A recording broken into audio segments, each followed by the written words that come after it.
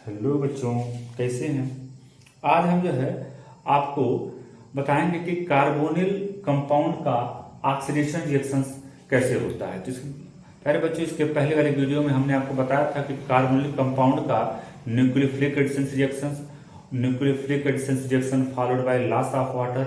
फिर हमने बताया था कि जो है कार्बोनिल कंपाउंड का रिडक्शन रिएक्शन क्या होता है। और आज हम पढ़ेंगे ऑक्सीडेशन रिएक्शन। तो कार्बोनिल कंपाउंड में मेनली हमारे पास दो तरह के कंपाउंड हुआ करते हैं, एक एल्डिहाइड और एक कीटोन। एल्डिहाइड का ऑक्सीकरण बहुत आसानी से हो जाता है, कीटोन का ऑक्सीकरण जो आसानी से नहीं होता है। इसके ऑक्सीकरण के लिए हमको स्ट्रॉन्ग ऑक्सीडाइजिंग एजेंट की आवश्यकता पड़ती है। एल्डिहाइड और कीटोन के ऑक्सीकरण में मेन डिफरेंस ये है कि जो एल्डिहाइड का ऑक्सीकरण होता है, इससे जो अम्ल बनता है वो उतने ही कार्बन का बनता है। लेकिन अगर कीटोन से के ऑक्सीकरण से अम्ल बनता है तो जो है कम कार्बन के अम्ल प्राप्त होते हैं। हमारे पास अगर कोई एल्डिहाइड दे रखा है, R bond C double bond O bond H, और इसका अगर हम ऑक्सीडेशन कराते हैं तो हमको अम्ल प्राप्त हो जाता है। एल्डिहाइड के ऑक्सीकरण के लिए हम जो है कोई भी ऑक्सीडाइजिंग एजेंट यूज कर सकते हैं। हम ऑक्सीडाइजिंग एजेंट में Na2Cr27 का यूज कर सकते हैं, फेहरिक सॉल्यूशन का यूज कर सकते हैं, और हम टॉलरेंस रिएजेंट का भी यूज कर सकते हैं।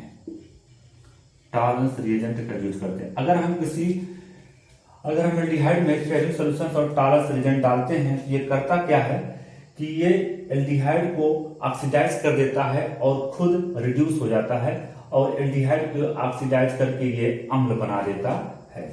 तो हमने जो है इसके पहले वाले वीडियो में फेहरिक सॉल्यूशंस और टॉलरेंस रिएजेंट के बारे में डिटेल बता रखा है।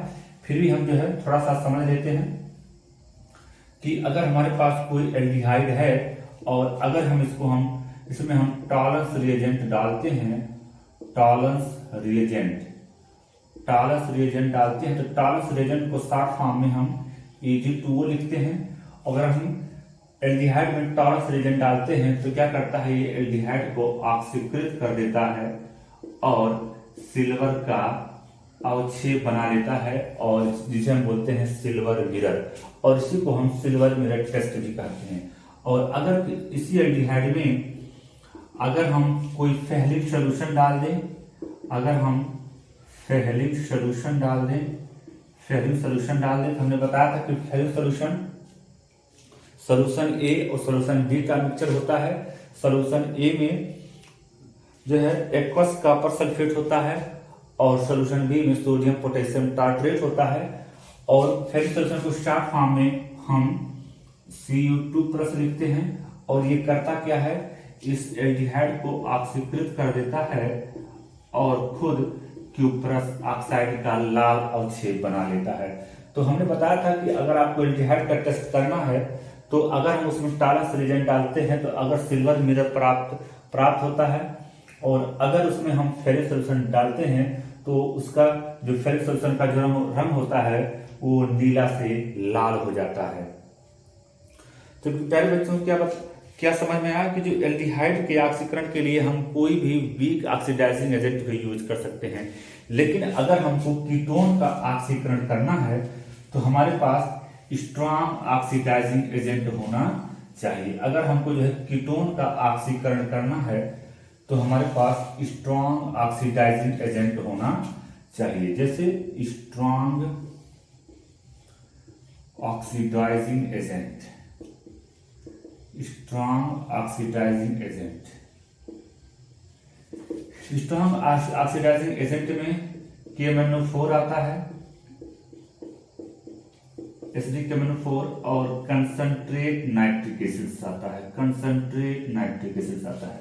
अगर हमारे पास कोई कीटोन दे रखा है, अगर हमारे पास CH3 bond C double bond O bond CH3, अगर हमारे पास एसीटोन है और इसका रिएक्शन हम कराते हैं कंसंट्रेट HNO3 से, तो क्या होता है, हमको CH3 COOH और H COOH, 2 एसिड का मिक्सचर प्राप्त होता है। अगर हम एसीटोन का ऑक्सीकरण चाहते हैं कंसंट्रेट HNO3 से, तो हमको एसिटिक एसिड और फॉर्मिक एसिड का मिक्सचर प्राप्त होता है। अगर हमारे पास कोई एक कंपाउंड दे रखा है CH3 bond CH2 bond C double bond O bond CH2 bond CH3, इसका भी रिएक्शन हम कंसंट्रेट HNO3 से कराते हैं तो क्या प्राप्त होता है?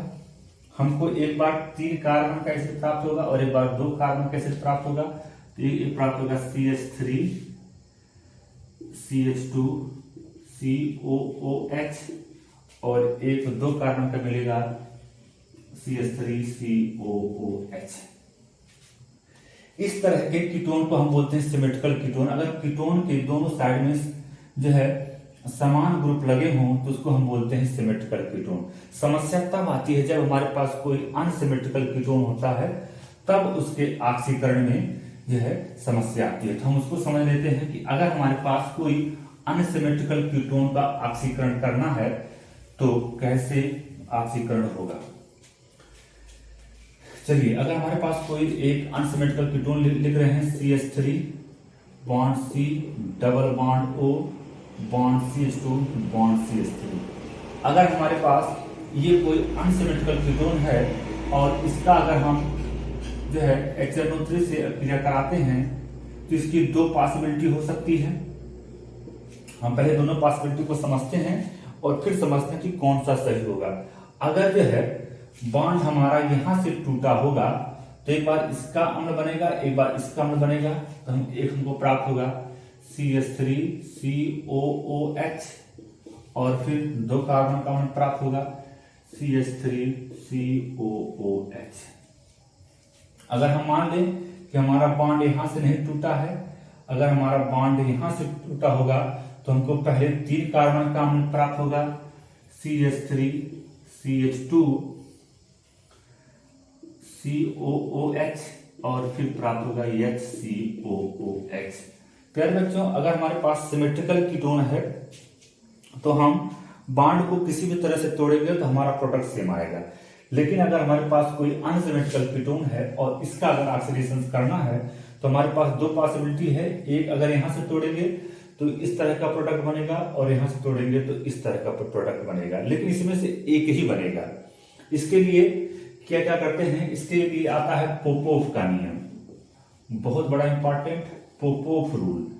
पोपोव रूल क्या क्या कहता है कि अनसिमेट्रिकल कीटोन में कार्बोनिल ग्रुप उस कार्बन के साथ रहता है उस कार्बन के साथ रहता है जो कार्बन छोटा होता है। तो अगर हम यहां देख पा रहे हैं ये कार्बोनिल ग्रुप उस कार्बन के साथ रहेगा जो छोटा होगा। तो यहां पर 1 कार्बन है, यहां पर 2 कार्बन है, तो ये जो है कार्बोनिल ग्रुप हमेशा छोटे वाले कार्बन के साथ रहेगा, यानी कि बॉन्ड की ब्रेकिंग यहां से होगी। अगर बॉन्ड की ब्रेकिंग यहां से होगी तो हमारा ये प्रोडक्ट बन के तैयार होगा और ये प्रोडक्ट हमारा नहीं बनेगा। ये बहुत ही इंपॉर्टेंट जो है रिएक्शन था। अब हम ऑक्सीडेशन रिएक्शन के बाद पढ़ते हैं reaction with alkali solution. Reaction with alkali solution क्या होता है कि अगर किसी कार्बोनिल कंपाउंड का रिएक्शन एल्कली सॉल्यूशन से कराते हैं, समझ लेते हैं बच्चों। Reaction with alkali solution, reaction with alkali solution, alkali solution. Alkali solution बोले तो NaOH हो सकता है, KOH हो सकता है, बेरियम हाइड्रोक्साइड हो सकता है। तो सबसे पहले हम समझते हैं कि अगर हमारे पास डाइल्यूट एल्कली सॉल्यूशन हो, डाइल्यूट एल्कली सॉल्यूशन हो, डाइल्यूट एल्कली सॉल्यूशन, एग्जांपल के लिए अगर हम मान ले डाइल्यूट या NaOH। अगर हमारे पास कोई कार्बनिक कंपाउंड है और उस कार्बनिक कंपाउंड में अगर हम डाइल्यूट एल्कली सॉल्यूशन डालते हैं तो क्या होता है। तो पहले बच्चों हमने आपको बताया था कि अगर किसी कार्बनिक कंपाउंड में अल्फा हाइड्रोजन है और उसमें हम कोई डाइल्यूट NaOH डालते हैं या KOH डालते हैं तो वो एल्डार संघनन देता है। एल्डार संघनन क्या होता है इसके बारे में हमने पूरा वीडियो बना रखा है, उसका लिंक हम डिस्क्रिप्शन में दे देंगे, आप उसको देख लेंगे। तो फिर हम सिर्फ यहाँ पर ओरली आपको बता दे रहे हैं कि अगर कोई कार्बनिक कंपाउंड में अल्फा हाइड्रोजन है तो अगर हम उसमें डाइल्यूट NaOH डालते हैं तो एल्डार संघनन होता है। क्या होता है? एल्डार संघनन, एल्डार कंडेंसेशन। बहुत ही इंपॉर्टेंट, आप इसको याद रखेंगे। एल्डार कंडेंसेशन के लिए मस्ट क्या है? Alpha hydrogen. क्या है? Alpha hydrogen. ठीक, अगर दोनों एल्डिहाइड है और दोनों कीटोन है तो उसको हम बोलते हैं एल्डार संघनन। लेकिन अगर एक एल्डिहाइड हो और एक कीटोन हो और केवल एक ही में अल्फा हाइड्रोजन हो तो उसे हम बोलते हैं क्रॉस एल्डार संघनन। इसको जो है हमने आपको ऑलरेडी बता रखा है। और फिर समझते हैं कि अगर हम डाइल्यूट के बाद अगर हम कंसंट्रेट एल्कली सॉल्यूशन डाल दें, कंसंट्रेट ले लें और जो हम डाइल्यूट NaOH की बात कर रहे हैं, अगर हम कंसंट्रेट NaOH ले लें, कंसंट्रेट NaOH ले लें और एक ऐसा कार्बोनिल कंपाउंड ले लें जिसके पास no alpha hydrogen, no alpha hydrogen, तो कौन सा रिएक्शन देगा? बहुत ही माना जाना रिएक्शन है, इसका नाम है कैनिजारो रिएक्शंस। Cannizzaro reactions. इस सारे रिएक्शन के बारे में हमने ऑलरेडी आपको बता रखा है। तो ये आपको दो चीज जानेंगे, अगर हमारे पास कोई कार्बनिक कंपाउंड है जिसके पास अल्फा हाइड्रोजन है, अगर उसका रिएक्शन अगर हम डाइल्यूट NaOH से कराते हैं तो एल्डार संघनन देता है। एल्डार संघनन में कंपल्सरी क्या है? उसके पास अल्फा हाइड्रोजन होना चाहिए, चाहे एल्डिहाइड हो चाहे कीटोन हो। दूसरी बात, अगर कोई हमारे पास एल्डिहाइड है जिसके पास अल्फा हाइड्रोजन नहीं है तो वह कैनिजारो रिएक्शन से दिया करता है। और कैनिजारो रिएक्शन में हमने आपको बताया था कि उसके दो मॉलिक्यूल्स होते हैं, एक का ऑक्सीकरण होता है और एक का अपचयन होता है। आप इसको नोट कर लीजिए।